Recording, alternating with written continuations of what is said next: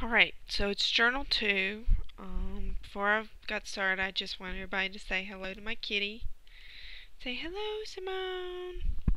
She's sitting here with me while I've been reading and decided that she wanted to participate in the video today. So, even though you won't see her the rest of the time, she'll be purring away, I'm sure. But anyway, so it's week 2, Journal 2, and so the syllabus said Blackboard. So the only thing I saw was the PowerPoint on Blackboard that we didn't quite get to finish in class. So I re-went over the PowerPoint, and that's what I'm going to be talking about. Hopefully that's correct. If not, oh well. That's what I'm turning in. So anyway, the first part of the PowerPoint was that we did a learning styles inventory kind of in class, and I found out that I was a visual learner. I already knew that, I'm a very visual person. I love art, I love beautiful things, and for me, seeing is the most important way I receive information. I mean, still the other senses, smell, um, auditory, tactical, kinesthetic, are still important, but visual is the most important to me. So I wasn't surprised at all. I was a little bit surprised that my kinesthetic score was so low. It and auditory were almost the same. I think they were like 1 point off. But because I took an inventory like in middle school that said that I was a much higher kinesthetic, but maybe it's just that I've changed.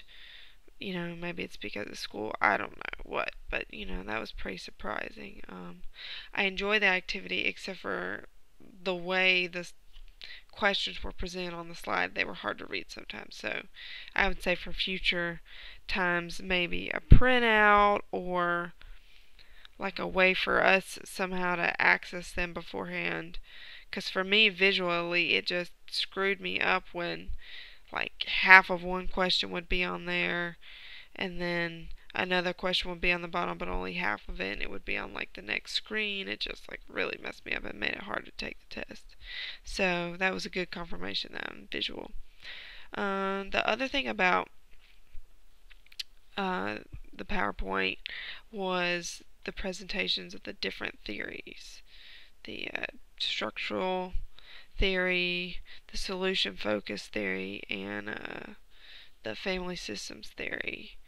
I have to say I'm very interested in the solution focused theory because my internship supervisor, that's kind of her theory of choice. That's what she's really good at. So I've heard some things about it, but I still don't know a lot. We didn't really learn much about it in my theories class, so I'm very interested to learn about, kind of staying in the here and now and working with the clients towards the future, not really focusing on the past. Although, me myself, I'm quite, interested in focusing on a client's past. I think there's a lot of things from a client's past that impact how they are today and how they will be in the future. So I think it's very important. So whether or not I'll use it all the time, I don't know. But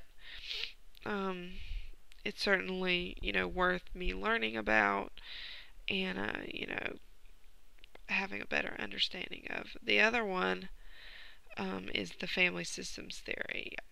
I feel like it's closest, as far as for families and couples counseling, to what I would probably actually use.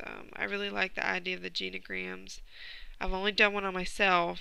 I've never actually used one with a client, but I think it might be interesting, exciting, and neat to use. So I'm hoping, someday in the future that I'll find some clients that I can get to use it. But I like with family systems, Mary Bowen's theory.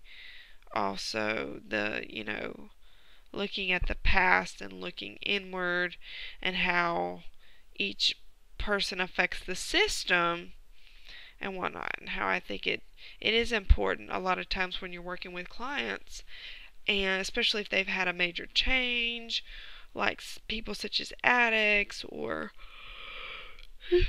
where part of the system has changed majorly. It's going to affect how the rest of the system works. And so a lot of people think, oh, well, once they get a lot of their issues resolved, that everything's going to be perfect, but not necessarily, because their system or their family, whatever they're in, is accustomed to them being in a certain way, and then when they're different, the system doesn't know how to work, anymore, or the way it used to, and so it takes some adjustment, and it can certainly be hard for clients. As far as like the structural family therapy, Salvador Minuchin's kind of theory, I really don't know a lot about it, but I would be interested to learn more about what he calls his like family dance, where he like rearranges the family where they're sitting in the session and whatnot. So we watched a little video of him and about it that I enjoyed, and so I just would like to know more information. But that's it for this week. Bye.